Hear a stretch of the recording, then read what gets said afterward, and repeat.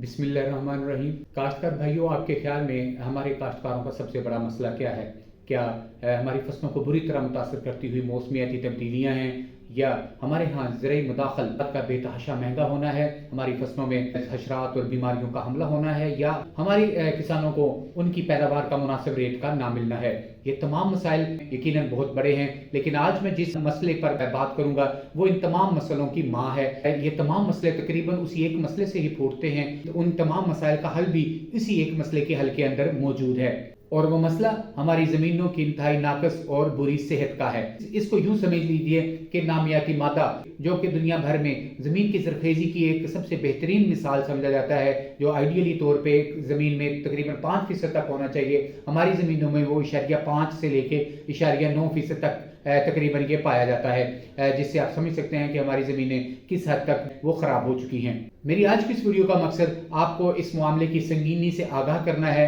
और आपको बाखबर करना है कि आप इस मसले की संगीनी को समझें और इसके हल की कोशिशें शुरू करें, ताकि आइंदा के लिए आपके काश्तकारी के मसाइल जो हैं वो आहिस्ता आहिस्ता कम हो सकें। मामला कुछ यूं है कि दुनिया में आज से 70-80 साल पहले तकरीबन एक सबज इनकलाब आया था। इसकी वजह यह थी कि दुनिया को खुराक की शदीद कमी का सामना था, मुख्तलिफ जगहों पर कहत आ रहे थे। तो उस वक़्त के साइंसदानों ने तहकीक करके फसलात, खास तौर पे गंदम, धान और मकई की ऐसी वैरायटियां दरियाफ्त की जिनकी पैदावारी सलाहियत बहुत ज़्यादा थी। इन फसलात से इनकी पैदावारी सलाहियत के मुताबिक पैदावार हासिल करने के लिए जो कमर्शियल खादें, मसलन यूरिया, DAP, SOP वगैरह का इस्तेमाल शुरू हुआ। खादों के साथ साथ इन फसलों से इनकी पैदावारी पोटेंशियल के मुताबिक ज़्यादा से ज़्यादा पैदावार हासिल करने के लिए ज़मीन में ज़्यादा से ज़्यादा हल चलाने का जो ट्रेंड है वो परवान चढ़ने लगा। इसी पैराई में हमारे यहाँ भी चंद नारे जैसे जिन्नी गोडी, ओनी डोडी, दब के वाह, रज के कहा, ये भी आपने ज़रूर सुने होंगे। इस सबज इनकलाब के जो फवायद दुनिया ने समेटे, यानी कि दुनिया को जो फौरी तौर पर खुराक की कमी का सामना था वो काफ़ी हद तक पूरा हुआ, लेकिन इसमें इस्तेमाल होने वाली जो प्रैक्टिसेस थी उस हवाले से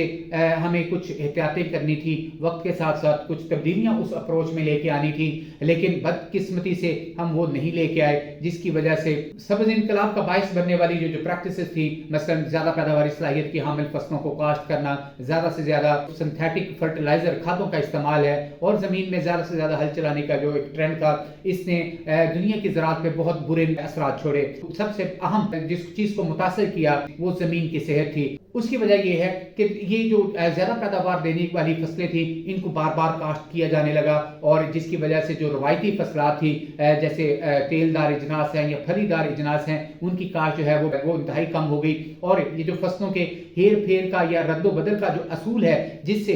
ज़मीन के अंदर नामियाती मादा वो बढ़ता है और ज़मीन की सेहत बरकरार रहती है, वो बुरी तरह मुतासर हो गया। एक मखसूस किस्म की फसलों को ज़मीन पर काश्त करने के हवाले से जो ज़मीन के ऊपर उसके जो बुरे असरात आते हैं, इस अमल को समझने के लिए DW, जो कि जर्मनी का एक न्यूज़ चैनल है, उसकी एक डॉक्यूमेंट्री जो 4 मिनट की है वो ज़रूर देखें, जिसमें बताया गया है कि अफ्रीका के एक मुल्क सेनेगाल में ज़मीनों में एक ही फसल यानी मूंगफली को बार बार काश्त करने से उनकी जो ज़मीनें हैं वो मुकम्मल तौर पर रेगिस्तान बन चुकी हैं, यानी कि वो काबिल काश्त नहीं रही। इस वीडियो का लिंक जो है वो मैंने अपने डिस्क्रिप्शन में दिया है। इसके साथ कमर्शियल खादों के ज़्यादा इस्तेमाल की वजह से, बिलखुसूस हमारे यहाँ हमने कमर्शियल खादों का जो इस्तेमाल भी किया है वो भी बैलेंस तरीके से नहीं किया। हम यूरिया ज़्यादा इस्तेमाल करते रहे हैं, इसके साथ कुछ फार्मर DAP करते हैं, कुछ फार्मर जो हैं वो पोटाशियम करते हैं, लेकिन फसलों को तो काफ़ी ज़्यादा न्यूट्रिएंट्स की ज़रूरत होती है, जिसमें सल्फर है, मैंगनीज है, जिंक है, कोबाल्ट है, कॉपर है, बोरॉन है।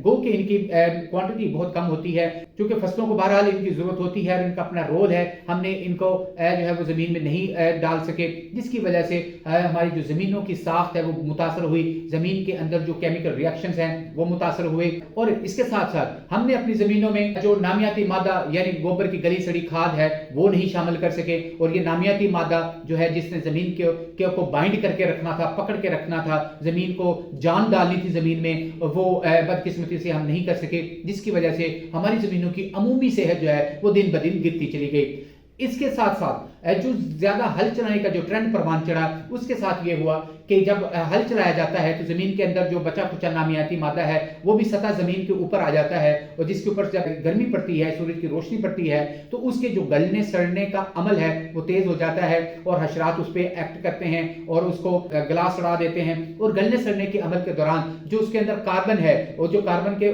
نامیاتی مادے کی جان ہوتی ہے وہ 50% تک جو ہے نامیاتی مادے میں کاربن ہوتی ہے، وہ تقریباً کاربن ڈائی آکسائڈ بن کے فضا میں جو ہے وہ ضائع ہو جاتی ہے، زمین میں نامیاتی مادہ جو آہستہ آہستہ بتدریج مزید کم ہوتا جاتا ہے۔ اس کے ساتھ ساتھ جب ہل چلایا جاتا ہے تو زمین کے اندر بہت سے جاندار موجود ہیں جو کہ ہمارے زمین کے لیے، ہمارے پودوں کے لیے انتہائی اہم ہے، یا یوں سمجھ لیجئے کہ وہ زمین کی زرخیزی کی جان ہے۔ جب ہل چلایا جاتا ہے تو ان کے جو ہیبیٹیٹ، یعنی کہ آپ اس کو سادہ زبان میں گھر بار کہہ لیں، وہ متاثر ہوتے ہیں، ان کی افزائش متاثر ہوتی ہے، یعنی کہ ان کی تعداد جو ہے وہ زمین میں کم ہو جاتی ہے، جس کی وجہ سے یہ یاد رہے جو جاندار ہوتے ہیں زمین کے اندر، جس میں کینچوے ہیں، مختلف قسم کی پھپھوندیاں ہیں، مختلف قسم کے بیکٹیریا ہیں، یہ زمین کی زرخیزی کا باعث بنتی ہیں۔ اس کو یوں سمجھ لیجئے کہ جیسے دودھیل جانوروں کی دودھ ایک بائی پروڈکٹ ہے، اسی طرح شہد کی جو مکھیوں کا بائی پروڈکٹ وہ شہد ہے، ہمارے فائدے کے لیے ہے، اسی طرح جو زمین کے اندر کسان دوست ہے، جاندار یا حشرات موجود ہیں یا جرثومے موجود ہیں، ان کا بائی پروڈکٹ جو ہے وہ زمین کی زرخیزی ہے۔ دنیا کے ترقی یافتہ ممالک میں اس بات کا ادراک یا اس مسئلے کا ادراک جو ہے وہ 90 کی دہائی میں تقریباً ہو گیا ہے۔ انہوں نے اسی وقت اس حوالے سے اپنی اپروچ میں تبدیلی لے کے آئے، اور ان کو یہ باور ہو گیا کہ اگر ہم نے اس مسئلے کا حل نہ کیا، ہم نے اپنی اپروچ میں، اپنی طریقہ کاشتکاری میں تبدیلیاں نہ کی، تو عنقریب وہ وقت آئے گا کہ ہماری زمینیں قابل کاشت نہیں رہیں گی۔ لیکن بدقسمتی سے ہمارے یہاں پاکستان میں اس مسئلے کا ادراک بہت کم پایا جاتا ہے۔ یہی وجہ ہے کہ ہمارے کاشتکاروں کے جو مسائل ہیں وہ دن بدن بڑھتے جا رہے ہیں۔ کاشتکار بھائیو، ویڈیو کی طوالت کی وجہ سے آج کی بات میں یہیں ختم کرتا ہوں، اور اگلی ویڈیو میں میں آپ کے ساتھ ڈسکس کروں گا ہمارے پاس کیا آپشنز ہیں، ہم کیسے اپنی زمینوں کی صحت جو ہے وہ بتدریج بہتر کر سکتے ہیں۔ ویڈیو دیکھنے کا بہت شکریہ۔